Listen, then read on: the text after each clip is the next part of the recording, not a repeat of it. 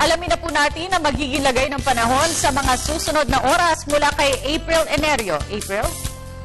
Salamat, Miss Cathy. Sa ating balita, kahit papano'y nag-improve naman na ang ating panahon, especially dito sa Metro Manila. Ganun pa man, patuloy pa rin nakakaranas ng pagulan ang ilang bahagi naman sa particular na sa may kanlurang bahagi ng Northern at Central Luzon. Sa mga susunod na oras, ang Ilocos Region, Cordillera Administrative Region at mga probinsya ng Zambales, Batanes at Babuyan Groups of Highlands ay makakaranas pa rin ng mga pagulan na dulot ng southwest monsoon o hanging habagat. Habang natitirang bahagi naman sa kabilang na ang Metro Manila ay makaranas ng fair weather sa umaga pero pagsapit ng hapon o gabi ay maghanda sa mga isolated thunderstorms. Sa ngayon, ayon kay Pag-asa Weather Forecaster Henry Kitlong, ay wala namang namomonitor ng weather disturbance sa loob ng Philippine Area of Responsibility.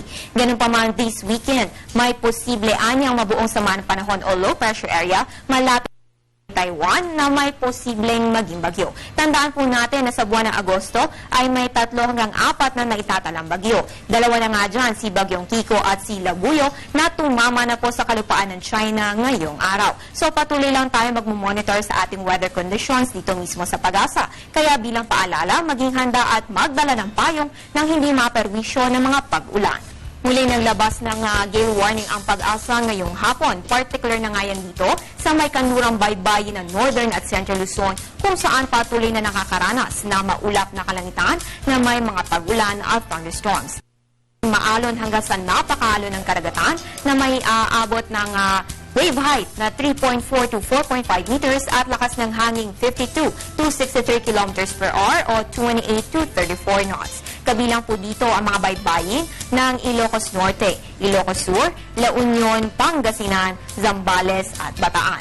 Abiso po ng Pag-asa, delikado pa rin ang maglayag sa mga nabanggit na baybayin dahil sa surge ng southwest monsoon. At para naman bukas, Agosto 15, sisikat po ang araw, alas 5:42 ng umaga at lulubog alas 6:19 ng gabi. Maging una sa ulat panahon, please follow us on Twitter, like us on Facebook at bisitahin ang aming website. At yan ang pinakauling balita mula dito sa Pag-asa DOST. Ako po ang inyong weather girl, April Enerio, para sa Telebisyon ng Bayan. Balik sa'yo, Miss Cathy. Maraming salamat, April Enerio.